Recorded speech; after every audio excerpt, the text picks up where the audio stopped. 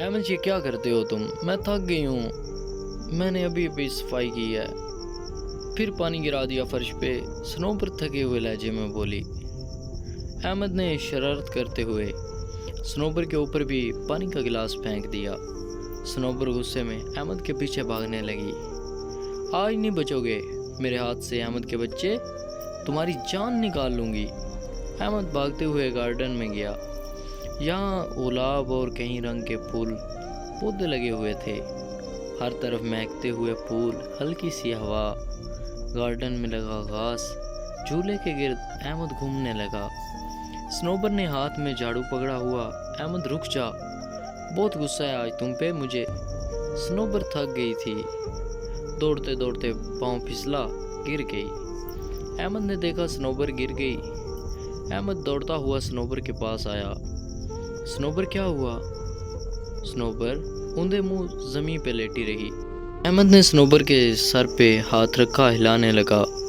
स्नोबर उठो ना, क्या हुआ? वो हिला रहा था स्नोबर को। उठो मेरी जान, चलो मार लो मुझे। स्नोबर ने बालों से पकड़ा अहमद को। बच्चू, बहुत सताया तुमने मुझे।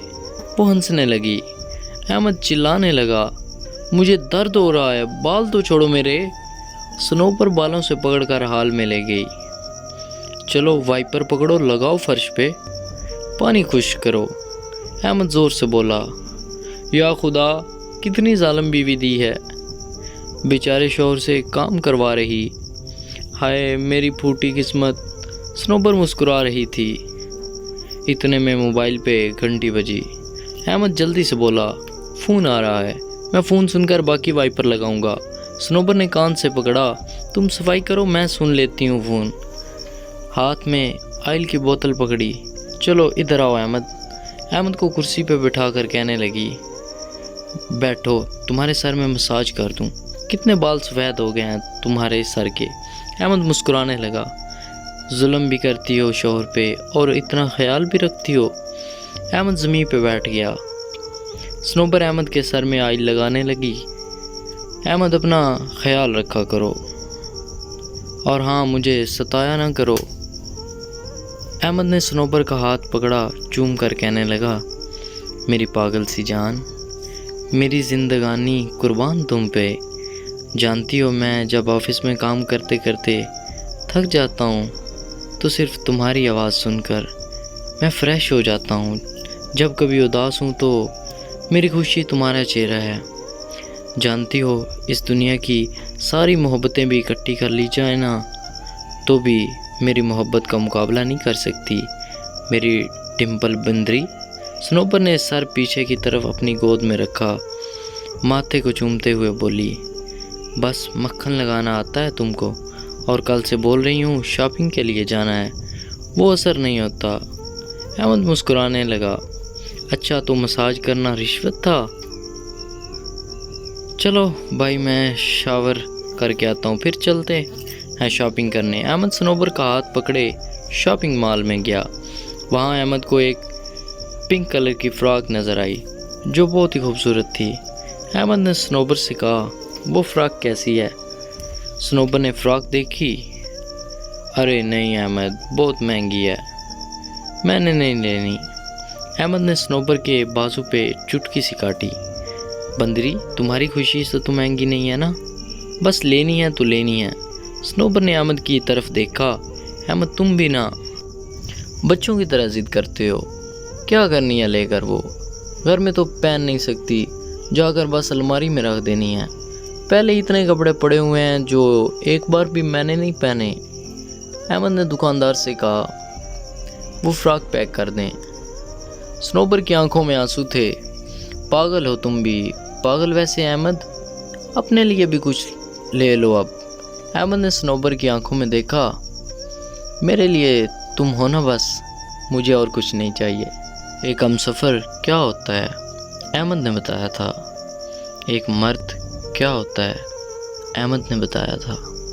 मर्दानगी अपने हमसफ़र की सांसों में सांस लेने को कहते हैं। अहमद ने सिखाया था। स्नोबर की ज़िंदगी को जन्नत अहमद ने बनाया था। अहमद की ज़िंदगी को जन्नत स्नोबर ने बनाया था। स्नोबर हामला थी। احمد صنوبر کے پاس لیٹا ہوا تھا۔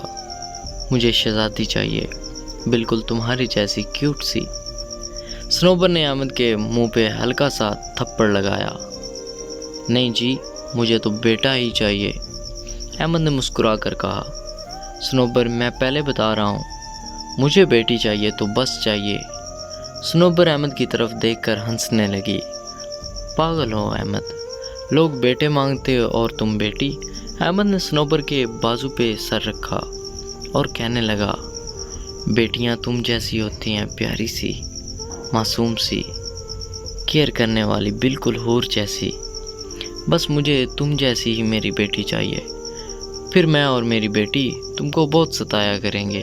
صنوبر نے زور سے سینے سے لگا کر کہا، اللہ پاک تمہاری خواہش پوری کرے، اور اگر بیٹا آیا نا تو میں اور میرا بیٹا پھر تم کو ستایا کریں گے، اور اس کو بالکل بھی تم جیسا نہیں بننے دینا میں نے۔